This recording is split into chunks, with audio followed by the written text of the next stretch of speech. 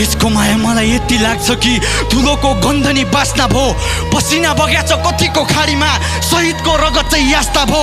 नेता पाल्नु पर्यो रेमिटेन्स लिएर जीवनै विदेशको वासमा भो। यदि नुन पाइदिए आफ्नै देशमा मलाई सुन चाहिँदैन लासाको। र रोड र बिल्डिङको विकास छैन, अब विकास चाहियो मानसिकताको।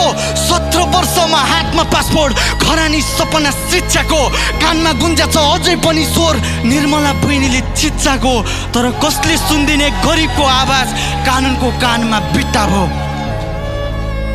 न त पार्टीको झोला बोके मैले, न प्रहरीलाई ढुङ्गा हान्न सके, न रोजगार नै पाउन सके राम्रो, विदेशी न बाध्य भए म।